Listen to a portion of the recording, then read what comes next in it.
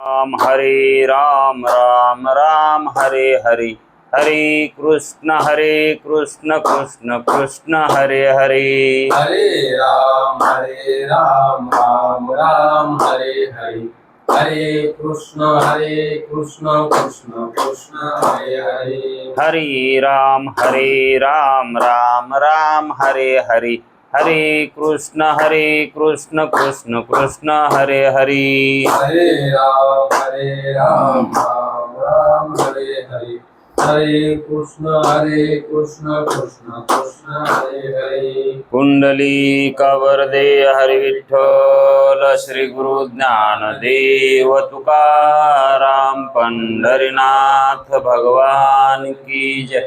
माऊली ज्ञानेश्वर महाराज की जय। जगद्गुरु तुकाराम महाराज की जय। ब्रह्मनिष्ठ गुरुवर्य रंगनाथ महाराज की जय।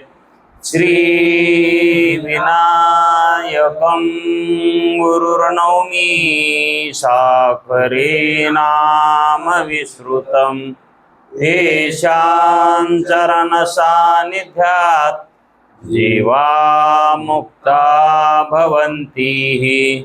साखरे वंशविख्यातं ज्ञानदानपरायणम् विनायकं गुरुर्वन्दे भवबन्धविमुक्तये। श्रीरङ्गनाथं गुरुराजवर्यं मुमुक्षूणां ज्ञानदानेकदक्षं प्रभावती क्षेत्रनिवासिनं नमामि वेदान्तविदां वरिष्ठं पुण्डलीकवरदे हरिविठ्ठल। श्री गुरु ज्ञानदेव तुकाराम पंढरीनाथ भगवान की जय। माऊली ज्ञानेश्वर महाराज की जय।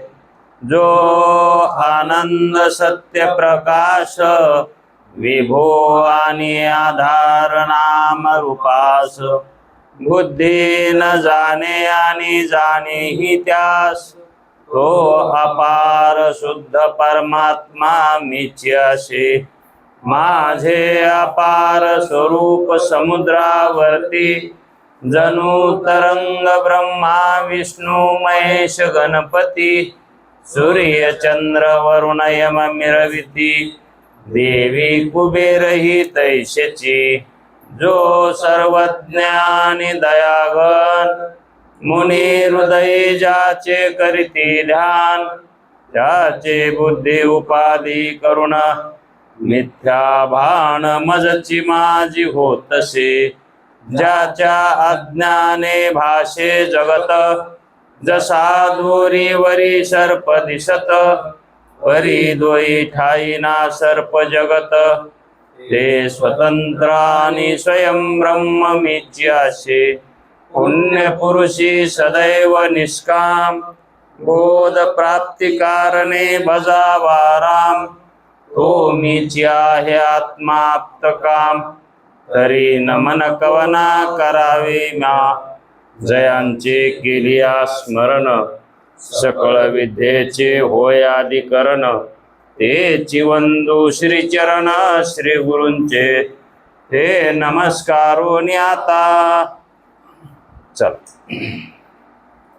विचार सागर तरंग 6वा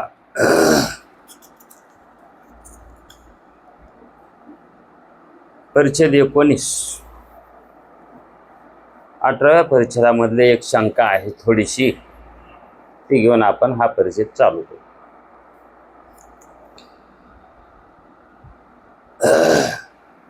इथे शंका शिष्याला काय झाली या एकंदर विवेचनावरून म्हणजे मागील जे सांगितलंय त्याच्यावरून,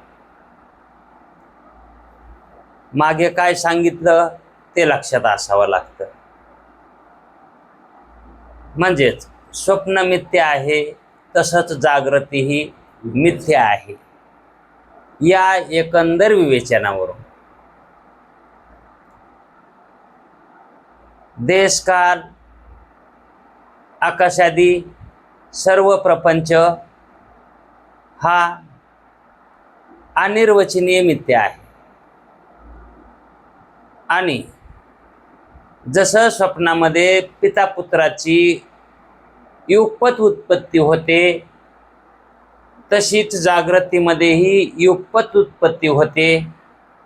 या सर्व एकंदर विचारणावरून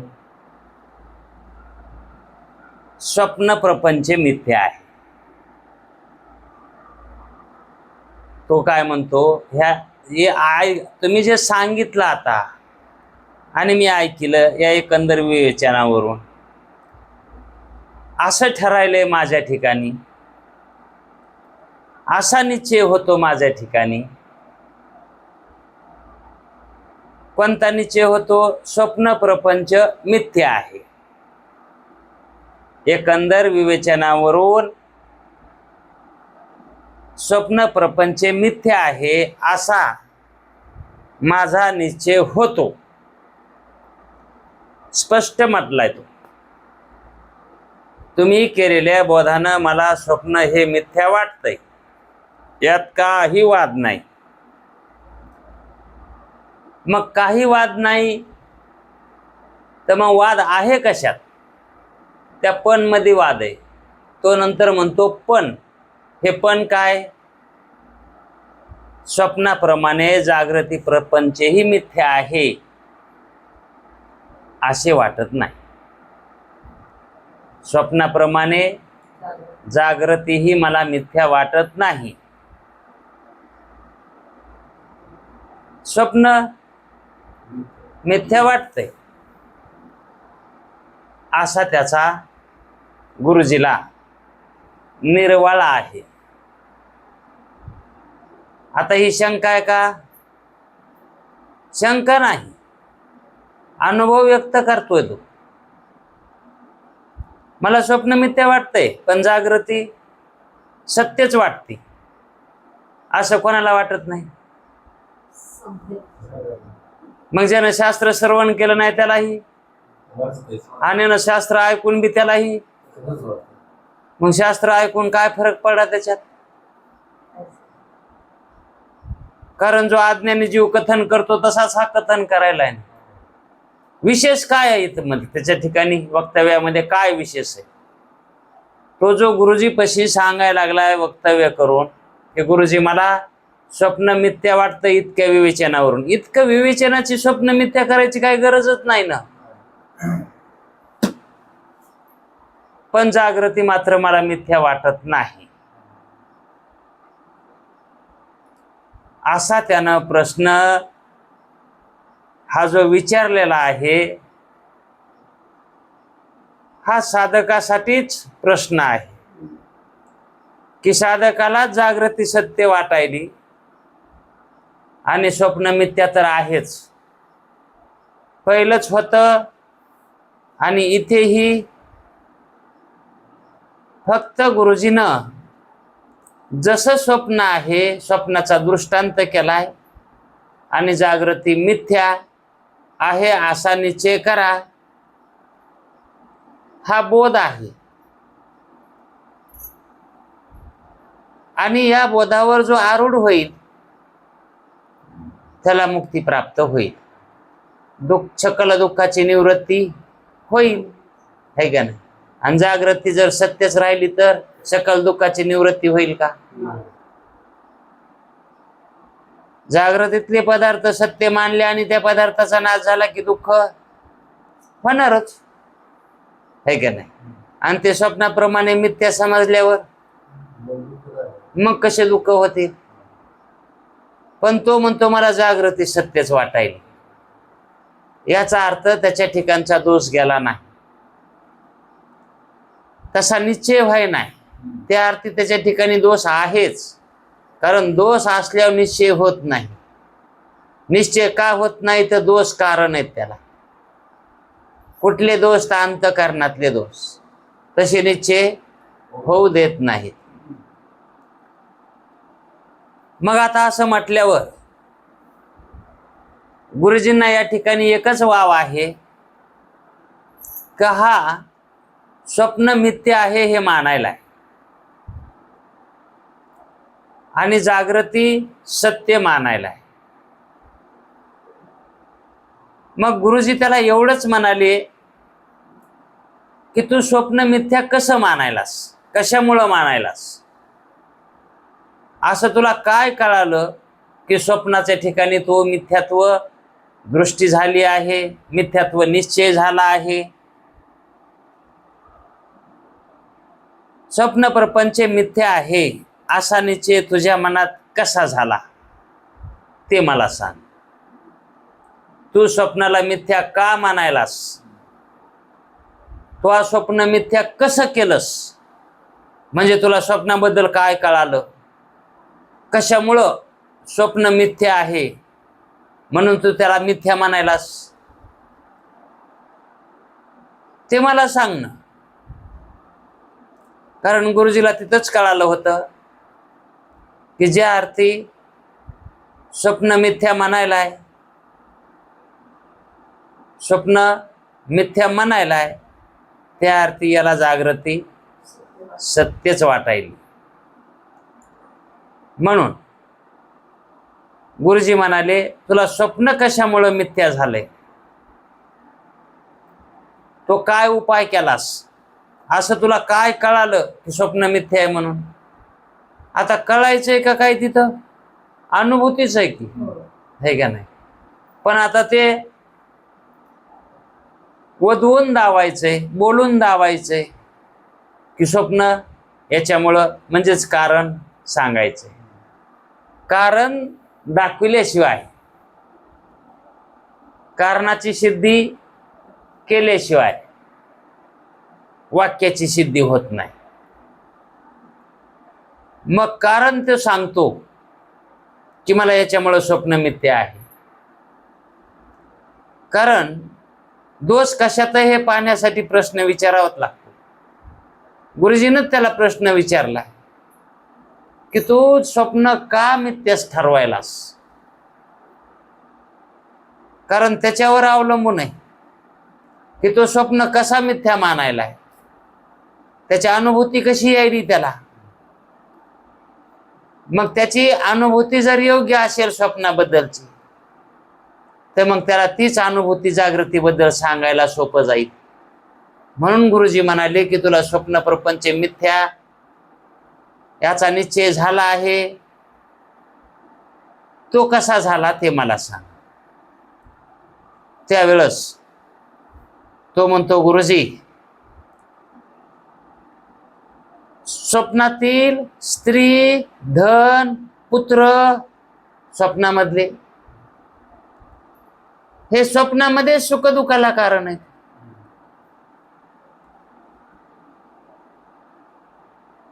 स्वप्नामधले स्त्री, धन, पुत्र हे स्वप्नातच सुखदुःखाला कारण आहेत.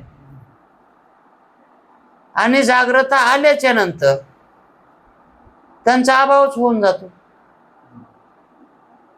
म्हणजे जागृतीचा आणि स्वप्नाचा काही एक संबंध नाही. मग स्वप्नाचा अभाव झाल्यावर मग त्या पदार्थांना जागृतीत काही उपयोग नाही. त्या पदार्थाचा जागृतीत काही उपयोगच होत नाही, उपयोगाला येतच नाहीत. तर मग त्यांना कसं सत्य समजा? म्हणजे जागृतीत आले तर सत्य मानलं असतं का येणं? स्वप्न पदार्थ जागृतीत आले असते तर कारण कसं सांगायलाय बघा. कारण स्वप्न पदार्थ जागृतीत त्यांचा काहीच उपयोग नाही म्हणून स्वप्न मिथ्या. आणि जर आलेच असते तर मग स्वप्न बी खरं है का नाही? मग त्यानं काय कारण सांगितलंय? जागृतीतल्या पदार्थाचा आणि स्वप्नातल्या पदार्थाचा काही एक संबंध नाही. म्हणजे स्वप्नस्थ पदार्थ हे जागृतीमध्ये उपयोगाला येत नाहीत. म्हणून ते मिथ्या. आता वस्तू उपयोगात नाही आली म्हणून मिथ्या, पण कुठं पुन्हा अजून जागृतीत. पण स्वप्नात तर येतेच ना उपयोगात. हो. अशी त्यानं शंका केली. शंका केली म्हणजे त्यानं त्याचा अनुभव सांगितलाय, त्याला तशी अनुभूती आहे. म्हणजेच स्वप्न आणि स्वप्नातले पदार्थ हे अनिर्वचनीय का आहेत, तर त्याचा जाग्रता आल्याच्या नंतर काहीही त्याचा उपयोग होत नाही, म्हणून स्वप्न मिथ्या आहे. एवढा त्यानं त्याचा अनुभव सांगितला. कशामुळं स्वप्न मिथ्या आहेत, तर जागृतीत त्याचा काही उपयोग होत नाही. आता जागृतीत स्वप्नाचा उपयोग होत नाही, मग जागृतीचा स्वप्नात उपयोग होत नाही. मग हे पलट उत्तर द्यायला न काय झालं गुरुजीला, तेच देतात. अरे बाबा, याच तुझ्या युक्तीने, तुझी आता युक्ती केलीस ना, कोणती? स्वप्नातले पदार्थ जागृतीत काही उपयोगाला येत नाहीत, त्यांचा अभावच होऊन जातो. आणि मग तुझ्या ह्याच युक्तीनं, अशाच युक्तीनं जागृतीतले पदार्थ स्वप्नामध्ये काहीही त्यांचा उपयोग होत नाही, जागृतीतल्या पदार्थाचा स्वप्नामध्ये अभावच होऊन जातो. हे योग्य वाटत नाही का तुला? हे खरं नाही का? तू जे सांगायलास ते खरं मानतो ना मी, पण हे बी खरं नाही का? अहो, स्वप्न हे जागृतीत येत नाही उपयोगाला, मग जागृती स्वप्नात उपयोगाला येते का?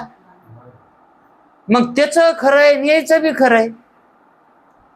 जागृतीतले स्वप्नात काही जात नाही आणि स्वप्नातलं जागृतीत काही येत नाही, पण तो एकाच अंगाने विचार करू लागला. त्याला जागृतीची आसक्ती सुटा नाही. याचा अर्थ काय? दोष कोणाला द्यालाय? तो स्वप्नातल्या पदार्थालाच द्यालाय. जागृतीतल्या पदार्थाला जशाला तसं शाबूत, त्याला हात लागला नाही पाहिजे, त्याला बोट लागलं नाही पाहिजे, ते तशाला तसंच आहे का नाही? विषय जशाला तसेच भोगावेसे वाटतात आणि देव मिळावा वाटतं. लुस्कान काय झालं नाही पाहिजे कोणतं व्यवहारातलं, आणि देव तर मिळाला पाहिजे. असं कसं होईल? त्याची समजूत ही त्याच्याच विचारानं गुरुजी कशी करतात पहा. अरे बाबा, याच तुझ्या युक्तीने जागृत प्रपंच मिथ्या नाही का होणार? जसा स्वप्नातील पदार्थाचा जागृतीत काही उपयोग नाही, त्याचा अभावच होऊन जातो, त्याचप्रमाणे जागृतीतील पदार्थाचा स्वप्नामध्ये काही उपयोग होत नाही. मग त्याचाही स्वप्नात अभावच होऊन जातो जागृतीतल्या पदार्थांचा. मग जागृतीतील पदार्थ मिथ्या का नव्हेत? कामून नाहीत? जागृतीतले पदार्थ मिथ्या कामून नाहीत? तुझे नाहीत म्हणायलास ना, मग कामून नाहीत? स्वप्नातले मिथ्या व्हायले तर, आणि जागृतीतले कामून नाहीत. मग कारण क्रिया तर दोन्हीची कशी व्हायली? सारखीच व्हायली ना, दोन्हीचा अभाव तर व्हायतलाय ना. आणि मग जागृतीला तू सत्य का समजायलास? स्वप्नाला म्हणायलास मिथ्या आहे, पण जागृतीला का सत्य समजायलास? जागृतीलाही मिथ्या समजणं, कारण दोन्हीचा स्वभाव तर कसा व्हायलाय? सारखाच व्हायलाय. जागृतीतील पदार्थाचा स्वप्नात किंचितही उपयोग होत नाही, जागृतीतल्या पदार्थाचा स्वप्नामध्ये किंचितही थोडा सुद्धा उपयोग होत नाही. तू विसरलास का? मागे तुला एका राजाची गोष्ट सांगितली होती. त्या राजाला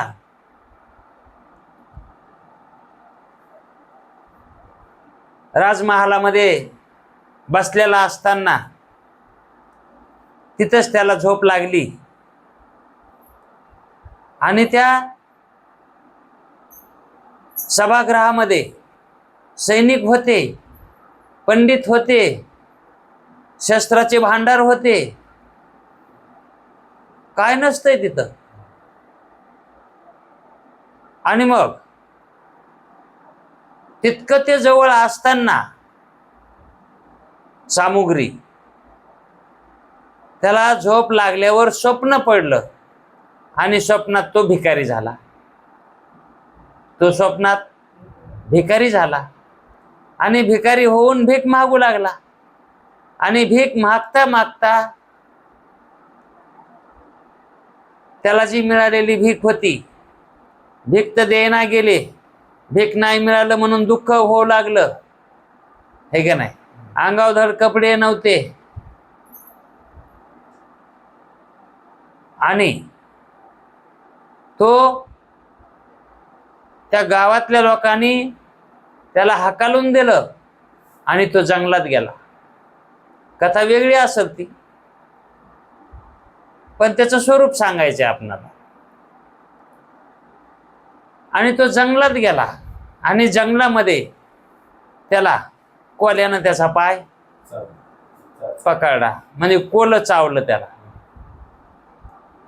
आणि मग कोलं चावल्यावर तो गावात आला आणि गावात लोकांना म्हणू लागला की मला कोणीतरी दवाखान्यात न्या, याच्यावर मलमपट्टी करा. त्याच्याजवळ मलमपट्टी करण्या इतके पैसे सुद्धा नव्हते, पण त्याची मदत कोणी करीना गेलं आणि भिकही देना गेले. दुःख इतकं त्याला वाटू लागलं की मेलेलं बरं, पण इतकं दुःख. आणि त्यावेळेस त्याला आपण राजा त्याचं ज्ञान होतं का? अजिबात नव्हतं. मग तो दुःख करीत बसलेला असताना त्याला एक ग्रहस्थ भेटला आणि त्या ग्रहस्थानं त्याच्या दुःखाला मलमपट्टी केली आणि त्याला जाग आला. त्यावेळेस जाग आल्यावर तो राजसिंहासनावर बसलेला होता. मग त्याच्याजवळ एवढं मोठं धन असताना स्वप्नामध्ये एक कवडी सुद्धा जवळ नव्हती.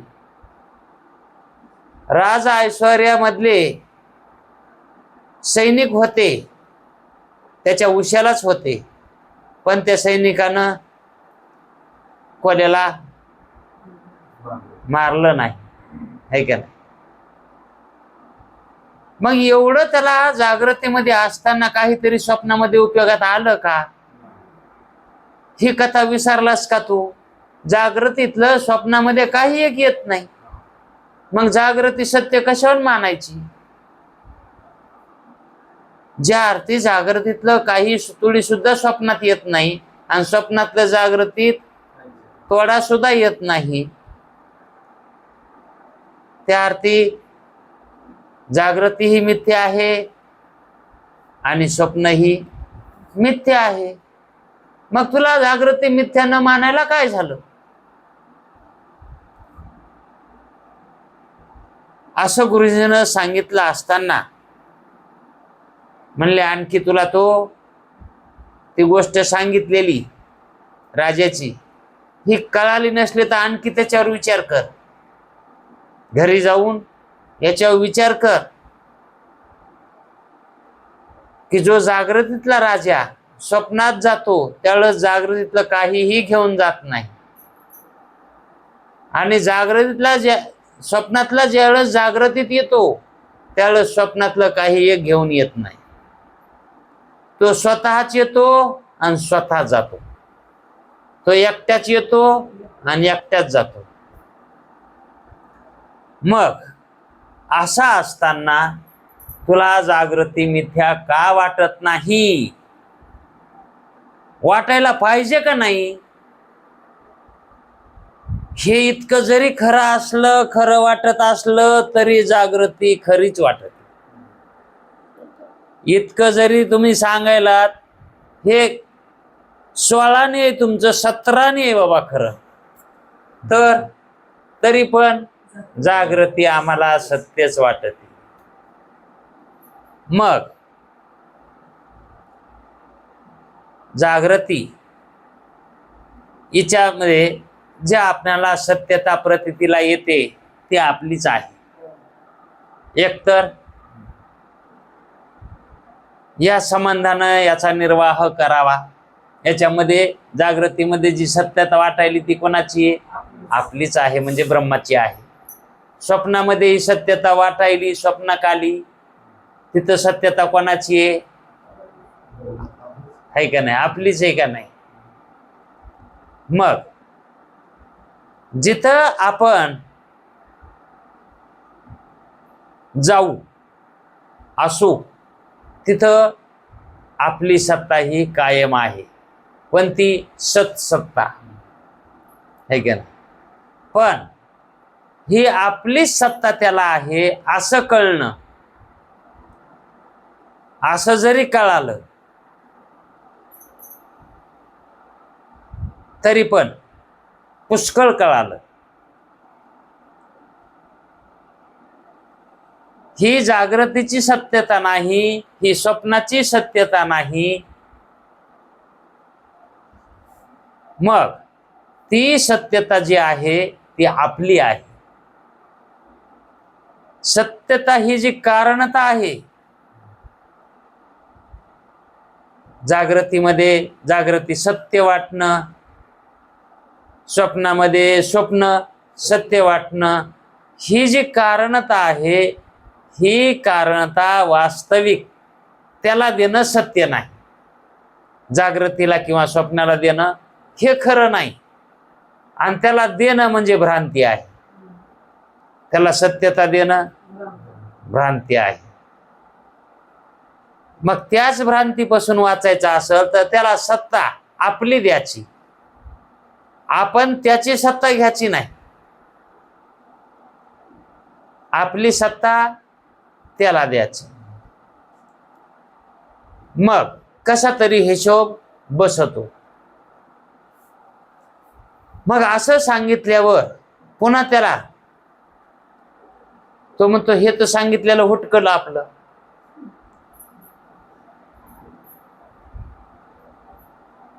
जर सत्यता आपण जागृतीला मानलेली आहे, पण ते गुरुजीनं काय केलंय? खंडित केलं. आपलं मत खंडित केलंय. मग एक मत खंडित झालं म्हणून काय? गोमीचा एक पाय गेला म्हणून थोडीच लंगडी होती. तशी याला आणखी दुसरी खुमखुमी आहेच. तो म्हणतो आणखी दुसरं एक कारण आहे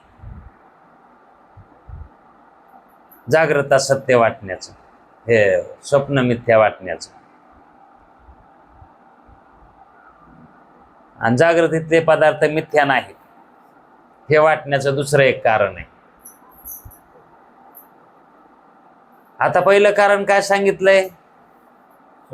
स्वप्नातले पदार्थ जागृतीत काहीही उपयोग होत नाही, म्हणून स्वप्न पदार्थ हे मिथ्य आहेत, है का नाही? पण गुरुजीनं ते खंडित केलं. पण तो दुसरं एक कारण काय सांगतो की जागृतीतले पदार्थ मिथ्या नाहीत. कशावरून? याला एक दुसरं कारण आहे. कोणते कारण ते? ते असे की स्वप्नानंतर मनुष्य पुन्हा जागा होतो. स्वप्नानंतर मनुष्य जागा होतो तेव्हा पहिल्या जागृतीतले जे पदार्थ, पहिल्या जागृतीत जे पदार्थ पाहिले होते, दिसले होते, भोगले होते, तेच पदार्थ पुन्हा जाग झाल्यावर दिसतात. म्हणून मला जागृता सत्य वाटते. अनुभवच आहे ना हे पण. मग त्याचं खरंय का खोट आहे?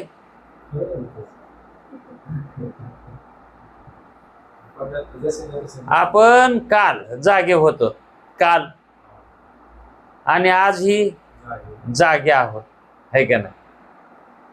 आणि रात्री आपणाला झोप लागली, त्यावेळेस आपण झोपी गेलो, त्याच्यामध्ये स्वप्न पडले, एक असं धरा. मग ज्यावेळेस आपण स्वप्नातून आज जाग झालो आता सकाळी, त्यावेळेस आपल्याला हे दिसायलेलं हे कालच दिसायले का नाही? आणि तो तसाच म्हणतो ना, मग स्वप्नाच्या अगोदरच्या ज्या जागृतीत मी पाहिलं होतं ते स्वप्न संपल्याच्या नंतर झोपायच्या अगोदर जे बघितलं होतं तेच जाग झाल्यावर मी हे बघायलो. म्हणून जागृता कशी आहे? सत्य आहे. म्हणजे तेच तेच प्रतीतीला आलं तर मग तो पदार्थ सत्य, अशी त्याने व्याख्या मांडली. मग त्याचा हिशोब काय आहे? जे प्रतिभिज्ञा ज्ञान होतं,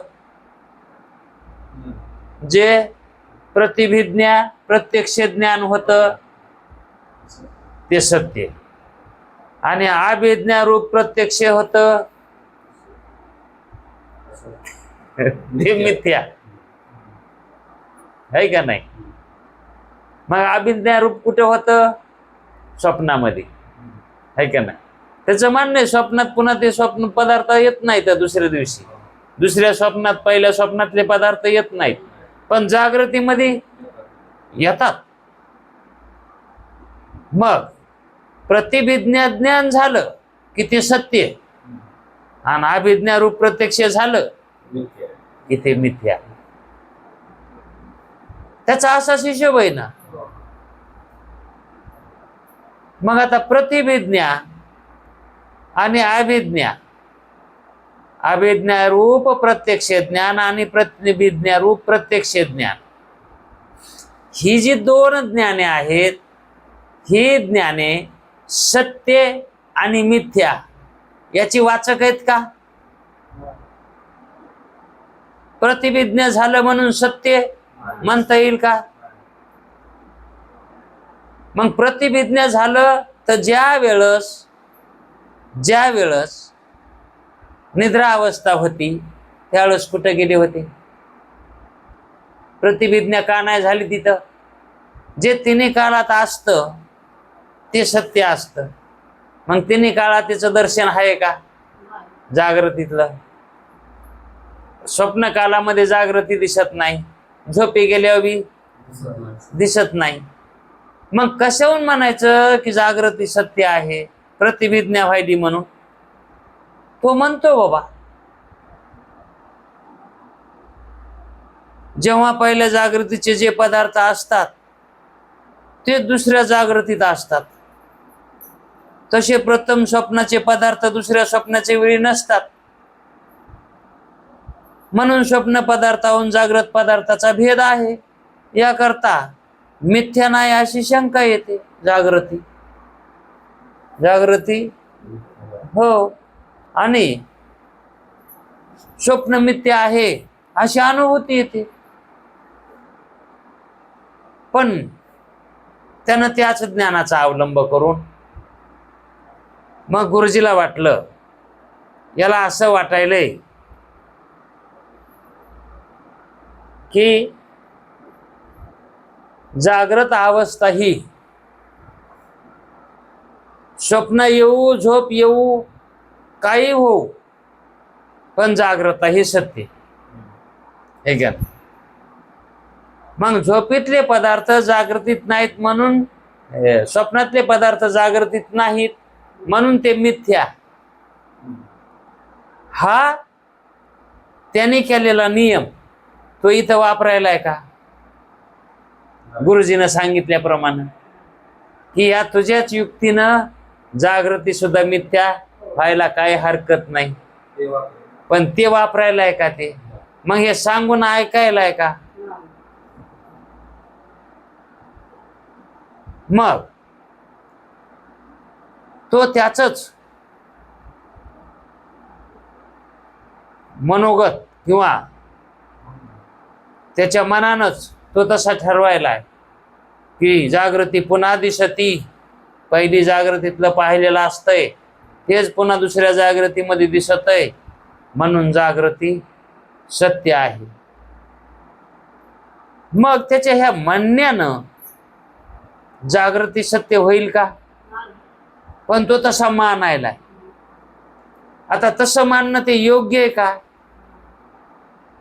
तो सिद्धांत ठरेल का? मग आता आपल्याला जागृतीमध्ये कधीच न पाहिलेला पदार्थ दिसला, मग तो मिथ्या ठरवायचा का? जागृतीत जर समजा जागृती आपण सत्य मानलेली, तेव्हा त्याच्या म्हणण्यानुसार जागृती सत्य आहे आणि जागृतीमध्ये कधीच बघितलेला नाही पदार्थ तो पाहिला दिसला, ते मग तो पदार्थ मिथ्या का? त्याच्या म्हणण्यानुसार व्हायला पाहिजे का नाही? पण तो मानतो का मग इथं?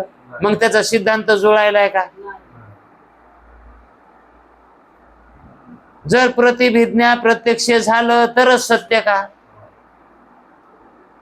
आणि अभिज्ञा रूप प्रत्यक्ष झालं तर मिथ्या. मग जागृतीमध्ये बी अभिज्ञा रूप प्रत्यक्ष होत आहे ना. आता शेतात गेलो तर कधीच नाही पाहिलेला प्राणी दिसत आहे, कधी न पाहिलेला आहे का ना, कधी नाही पाहिलेले झाड झुडप दिसत येत. नवीन एखाद्याच्या रानात गेलो तर आपणाला ते रान नवीनच आहे, मग मिथ्याच मानायला पाहिजे ना मग ते. पण तो म्हणतो ना जागृती सत्य. गुरुजी आणखी त्याला कसं पटवून सांगतात ते पहा. अशी शंका जी तुला शंका झाली ना आता, ही शंका कोणाला होती? अशी शंका म्हणजे आपण आपले नियम करायचे मनानच, ते सिद्धांताला लागू की न लागू नियम करीत राहायचे. गुरुजी म्हणतात अशी शंका पडित मूर्खांना होत असते. पडित मूर्ख कसा असतो हे माहिती आहे तुम्हाला? तो मूर्खच असतो आणि पुन्हा पडित.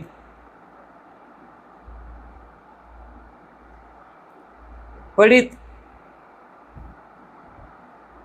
म्हणजे त्याचा एखादी वस्तू ती बिनकामाची झाली म्हणजे तिचा काही उपयोग घेत नाहीत आणि पुन्हा ती त्या भंगारात नेऊन टाकून द्यायची, त्याला म्हणायचं पडित. पडित आहे मोळड्याल आहे, पडित असून मोळड्याल, तसे हे पडित मूर्ख. अशी शंका सिद्धांत अज्ञानी, त्यांना सिद्धांताचं अज्ञान असतंय. सिद्धांताचं ज्ञान, त्यानं सिद्धांताची गय केली का तसा नियम करायला? सिद्धांताकडे ध्यानच दिलं नाही त्यानं. मग सिद्धांताचा अज्ञानी का नाही तो? मग गुरुजी म्हणतात ज्याला सिद्धांताचा अज्ञान आहे का तो मूर्ख असतो. पण कसा मूर्ख असतो? पडित असतो. म्हणजेच असा मूर्ख मनुष्य कधी सिद्धांताला येत नाही, कारण सिद्धांत अज्ञानी आहे म्हणून. अरे जागृत संसार प्रवाह, हा जागृत संसार प्रवाह अनादी आहे. हा का आजकालचा आहे का? अनादी आहे, अनादी. आणि त्यामध्ये जीवांना जागृत, स्वप्न, सुषुप्ती या 3 अवस्था येतात, है का नाही? हा अनादी कालापासून क्रम चालूच आहे. मग जागृत अवस्थेत स्वप्न व सुषुप्ती लीन होतात. जागृत, आता जागृतीत येत आपण, आता स्वप्न बी नाही आणि झोप बी नाही, सुषुप्ती बी नाही ना, मग ते लीन झाल्या का नाही? मग आता आपण जागे आहोत. त्या दोन अवस्थाचा काही इथं उपयोग व्हायलाय का? नाही. म्हणून जागृतीमध्ये त्या दोन अवस्था लीन होतात आणि स्वप्न अवस्थामध्ये जागृती लीन होते आणि सुषुप्ती ही लीन होते. त्यांचा स्वप्नात काय उपयोग नाही. आणि झोपीत गेल्यावर स्वप्नाचाही झोपीमध्ये काय उपयोग नाही आणि जागृतीचा काय उपयोग नाही, हे का नाही? आणि मग हे क्रम सारखा अनादिकालापासून चालूच आहे की. मग खरे आपण तिन्ही अवस्थेचे आहेत का, दोन अवस्थेचे आहेत का, एकाच अवस्थेचे आहेत का, अवस्था वाचून आहेत? आपण खरे झोपीतले आहेत का, स्वप्नातले आहेत का, जागृतीतले? तर या तिन्हीतले बी नाहीत. ह्या अवस्था कुणाला येतात? देहाला अवस्था येते, है का नाही? मग ज्या अवस्थेतला जो देह असेल त्या देहाची ती अवस्था आहे आणि तिथलचा अभिमानी त्यानुसार आहे, है का नाही? जसा झोपेमध्ये प्राज्ञ आहे आणि कारण शरीर आहे, त्या कारण शरीराची ती अवस्था आहे, है का नाही? आणि तिथला भोगता कोण आहे? प्राज्ञ आहे. आणि तसंच स्वप्नामध्ये तेजस आहे. अभिमानी कोण आहे?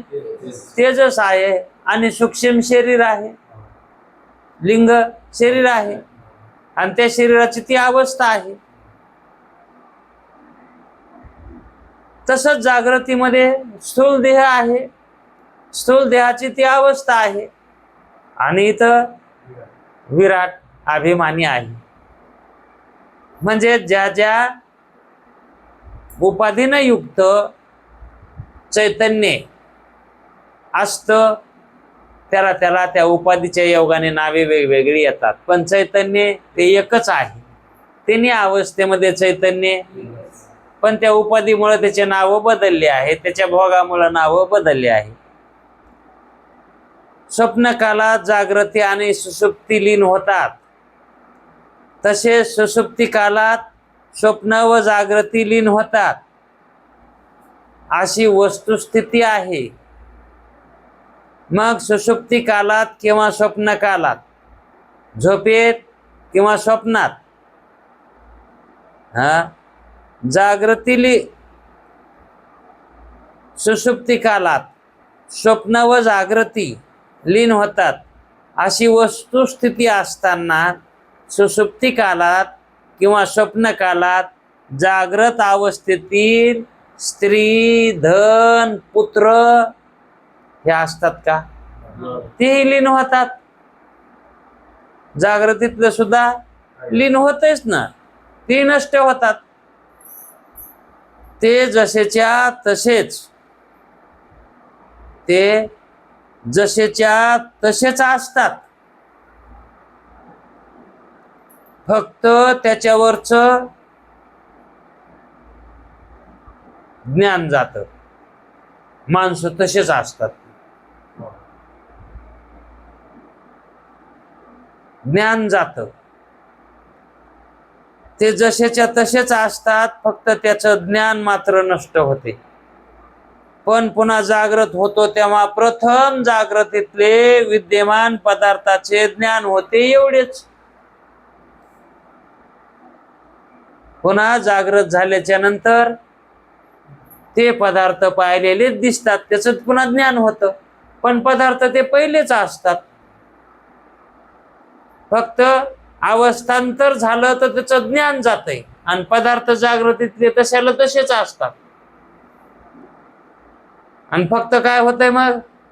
जागृतीतलं ज्ञान स्वप्नामध्ये राहत नाही, जागृतीतलं ज्ञान सुषुप्तीत राहत नाही, है का नाही? ज्ञान राहत नाही, पण पदार्थ तसेच असतात.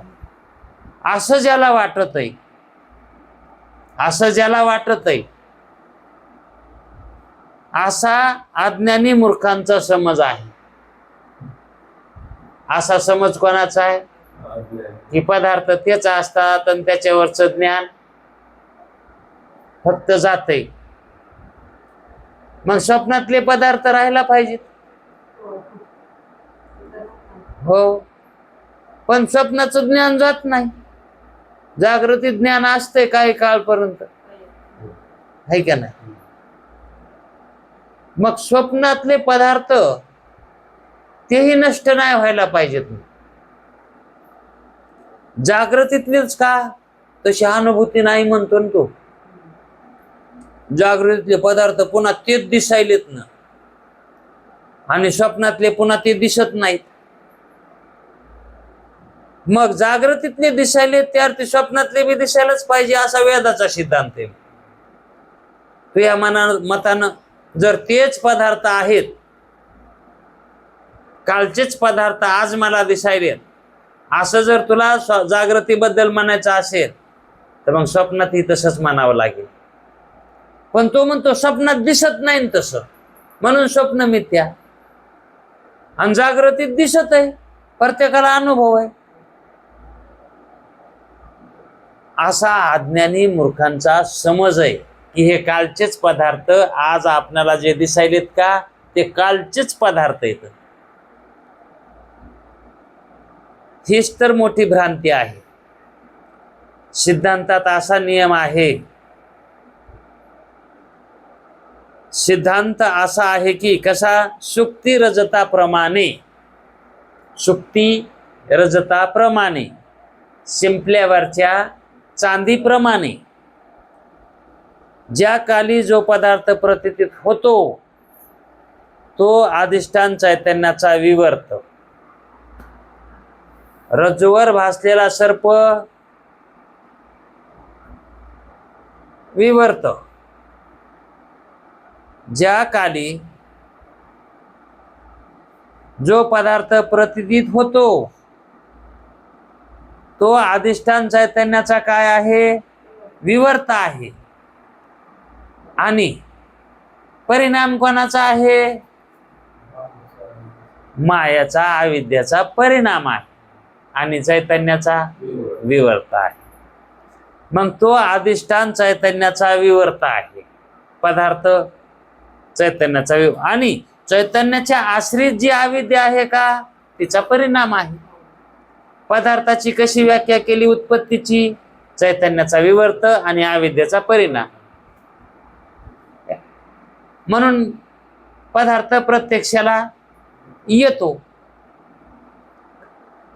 अविद्येच्या तमोगुण अंशाचा परिणाम म्हणजेच विषय आहे पदार्थ. पदार्थाला उपादान कारण कोण है का नाही, तमोगुण प्रधान अविद्या. मग विषयाला उत्पत्तीला कारण तमोगुण प्रधान अविद्या. कोणती अविद्या, तर तमोगुण प्रधान अविद्या, है का नाही. आणि त्या विषयाच्या ज्ञानाला अंतःकरणोपही चैतन्याच्या आश्रित असणारी, अंतःकरणोपहित चैतन्याच्या आश्रित असणारी सत्वगुण प्रधान अविद्या. इथं गुणाचं प्राबल्य सांगायचे, है का नाही. मग ज्ञान होण्यासाठी सत्वगुणाचा परिणाम पाहिजे, विवर्त पाहिजे. आणि विषय उत्पत्तीसाठी तमोगुण प्रधान पाहिजे. म्हणून विषयाला उत्पत्तीला कारण तमोगुण प्रधान अविद्या आणि त्या विषयाचं ज्ञान व्हायला सत्वगुण प्रधान अंतःकरण वृत्ती, हे का नाही. मग सत्वगुण अंशाचा परिणाम म्हणजे ज्ञान होते. सत्वगुण अंशाचा परिणाम कशात जातो, ज्ञानात, है का नाही. म्हणजे तो परिणाम झाला सत्वगुणाचा की त्या ठिकाणी ज्ञानाची उत्पत्ती होते.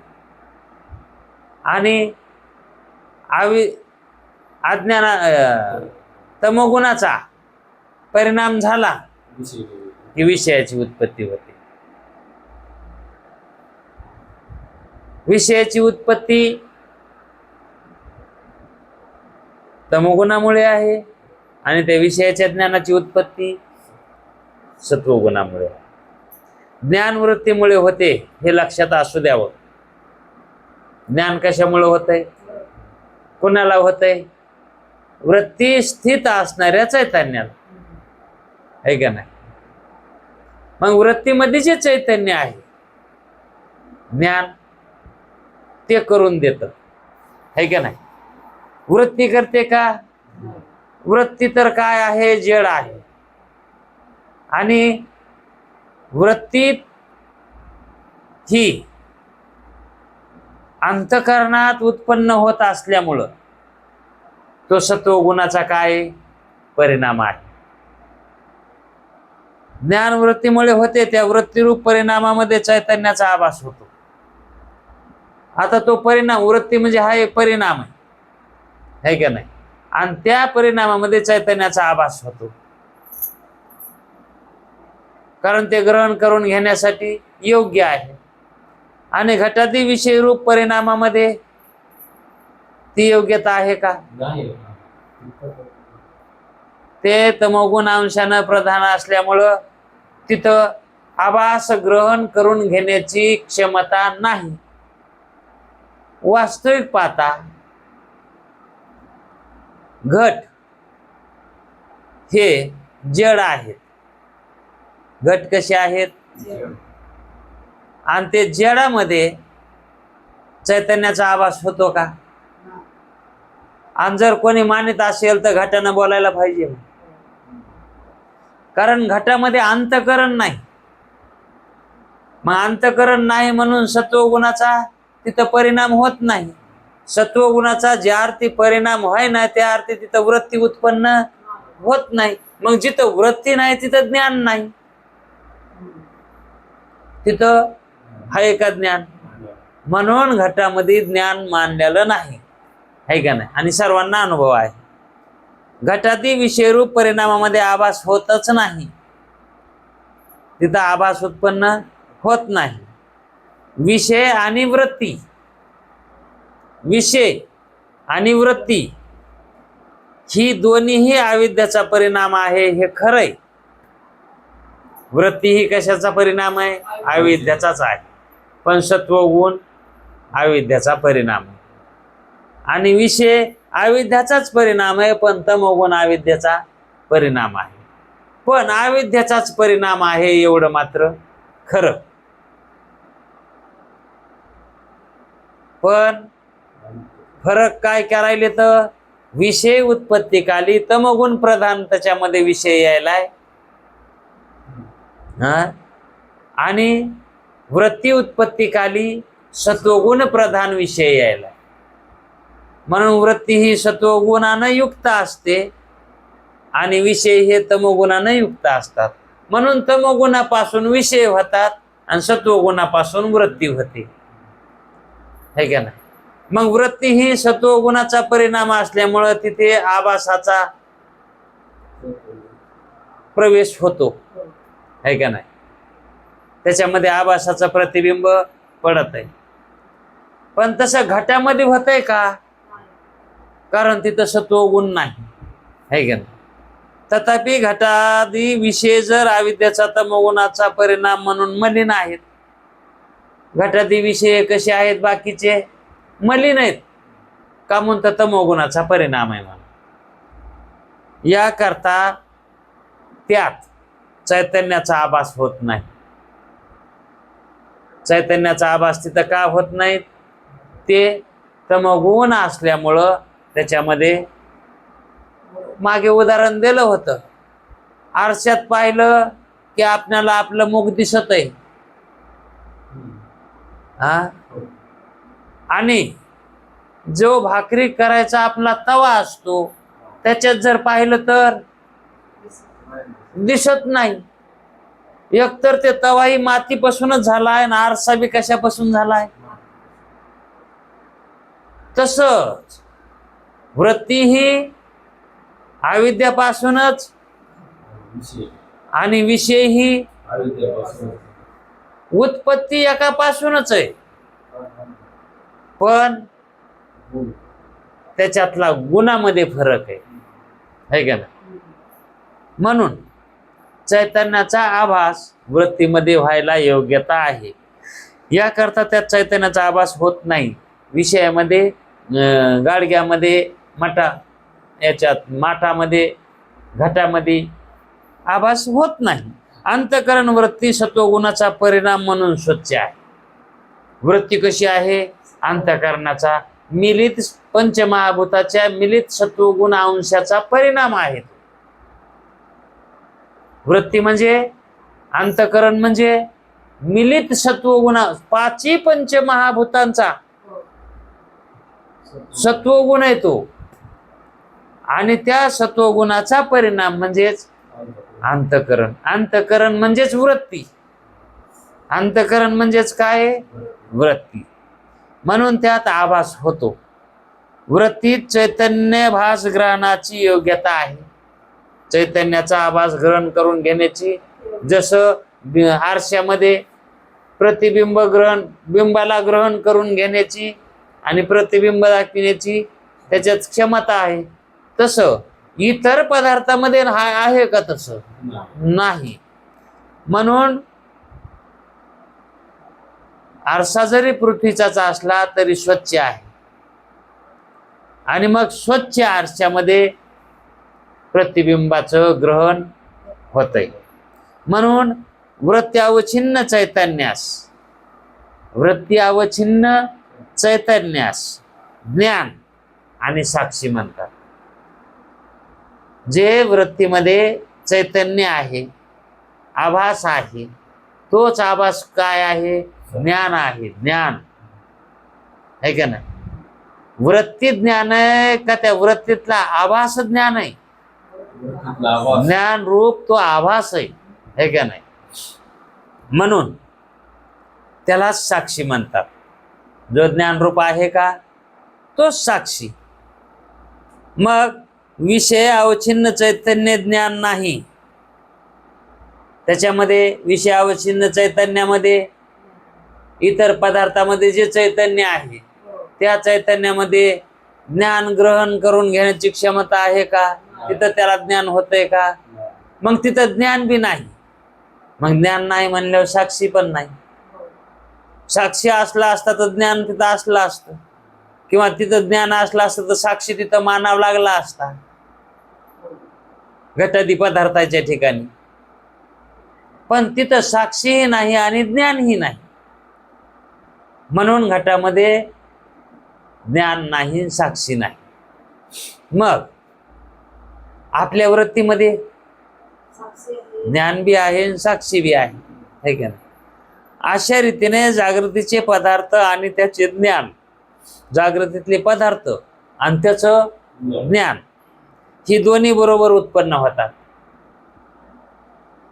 जागृतीत जे जे पदार्थ आपण पाहिलो त्या पदार्थाचं ज्ञान व्हायलंय का नाही? मग ज्या काली ज्ञान झालं त्याच काली पदार्थ आहे.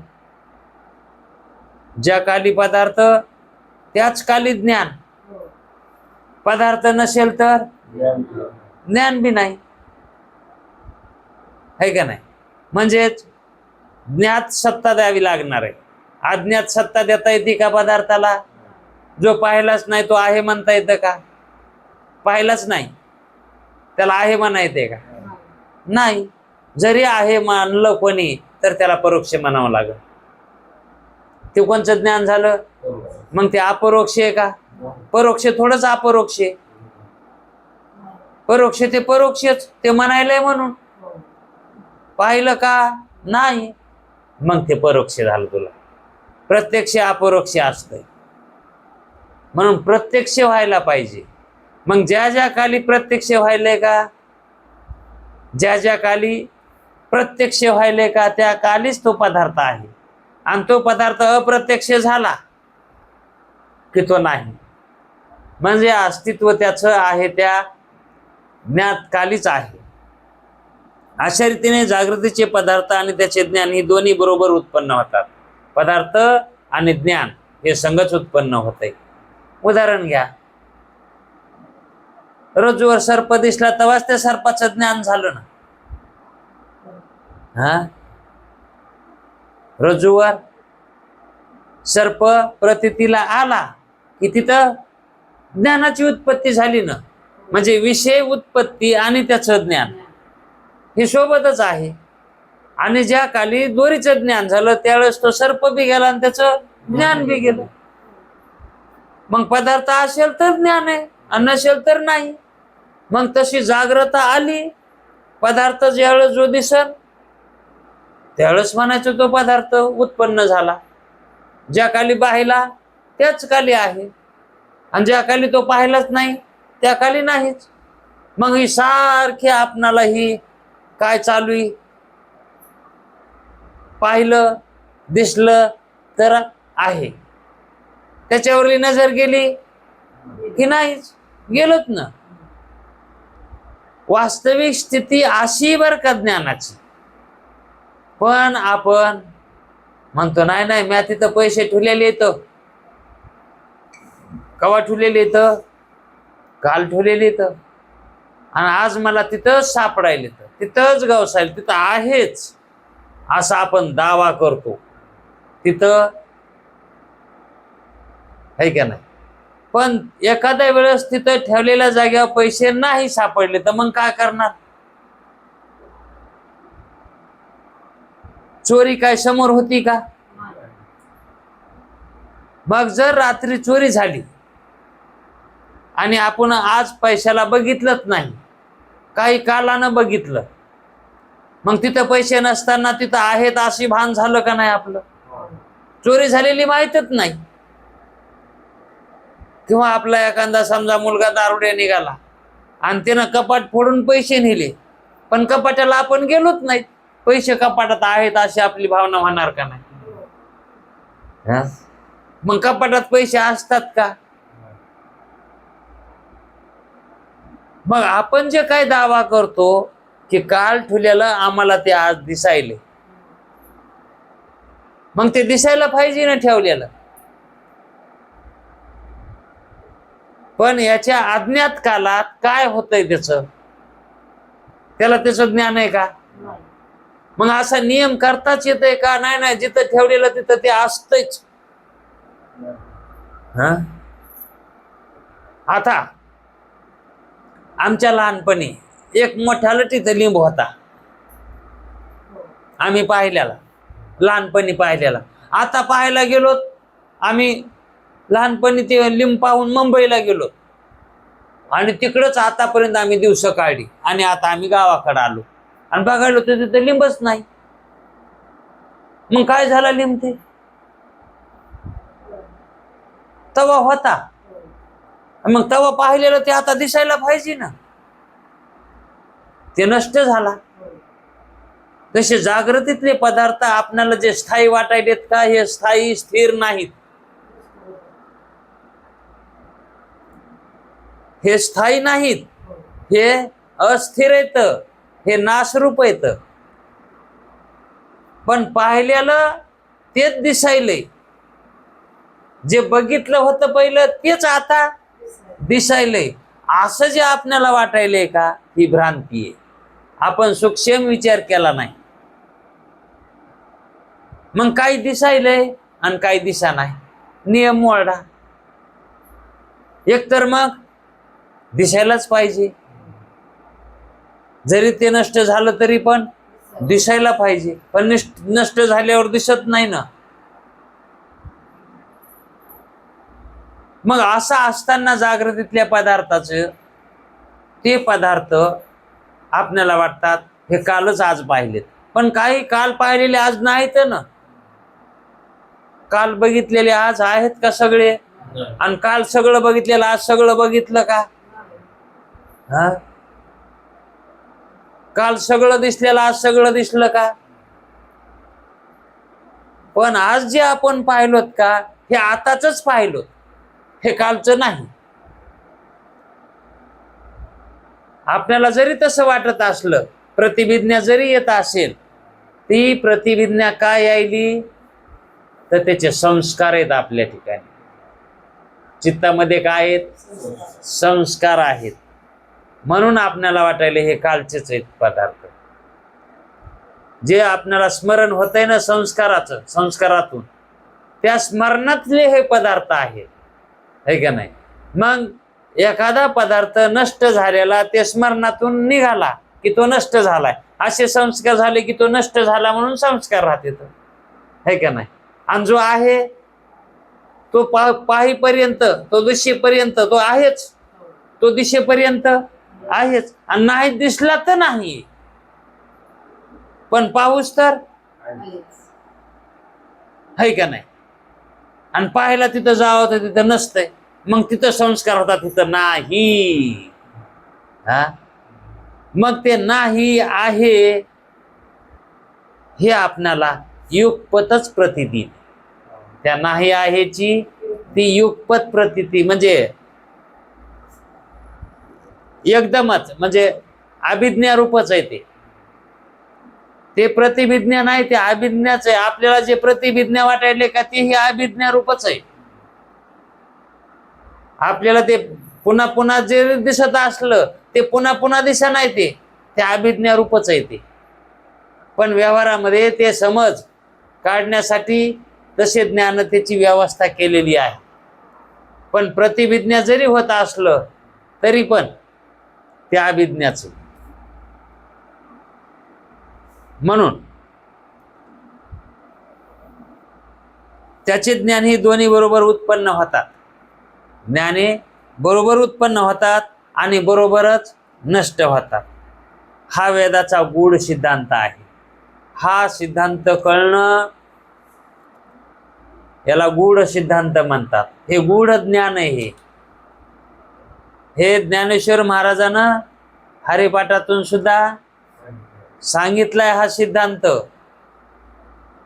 ज्या वेळेस आपल्याला प्रत्यक्षानं ज्ञान होतंय का, दिसतंय का, त्याच काली तो पदार्थ उत्पन्न होतो. कारण त्याच काली अविद्येचा परिणाम, तमोगुण अंशाचा परिणाम झालेला आहे त्या पदार्थाचा उत्पत्तीला. म्हणून तो पदार्थाची उत्पत्ती झालेली आहे. आणि ज्यावेळेस त्या पदार्थाचं ज्ञान केव्हा होतं, सत्वगुण अंशाचा ज्यावेळेस परिणाम होतो त्याच वेळेस तो पदार्थ प्रतीतीला येतो. आणि दोन्हीही एकाच काली ते उत्पन्न होते, ज्ञान ही आणि तो विषयही, आणि एकाच काली मावळते. म्हणजे सारखी उत्पत्ती, स्थिती आणि लय हा सारखा चालू आहे. कसा? झोपीप्रमाणे, जागृतेप्रमाणे आणि स्वप्नाप्रमाणे. कालची जागृती आज नाही, कालचं स्वप्न आज नाही, कालची झोप आज नाही. हे रोजची रोज क्षणोक्षणाला हे बदलायले सारखं. पण आपल्याला वाटतंय नाही हे कालचंच आहे. मागे उदाहरण दिलं होतं, गंगाचं पाणी रोजची मिनिटा मिनिटाला पुढे सरकत आहे, ते क्षणोक्षणाला पुढे सरकत आहे. तिथं जाऊन बघावं तर वाटतंय हे कालचंच आहे काय, पण ते कालचं असतंय का पाणी? तिथं प्रतिभिज्ञा वाटते का नाही तीच? मग ती प्रतिभिज्ञा अनिर्वचनीय वाटते का नाही? ती प्रतिभिज्ञाला अनिर्वचनीय का म्हणली? मग तसं हे जागृतीला जरी प्रतिभिज्ञा दिसत असली तरी ती अनिर्वचनीय मानून का? देश कालाच्या ठिकाणी बी जी कारणता दिसती ती कशी आहे? अनिर्वचनीयच आहे. मग ही सुद्धा प्रतिती कशी आहे? तशीच अनिर्वचनीय आहे. म्हणून प्रथम जागृतीचे पदार्थ दुसऱ्या जागृतीत राहत नाहीत. प्रथम जागृतीतले पदार्थ दुसऱ्या जागृतीत राहत नाहीत. हे बोलणे सर्वथा अयुक्त आहे. त्याचं बोलणं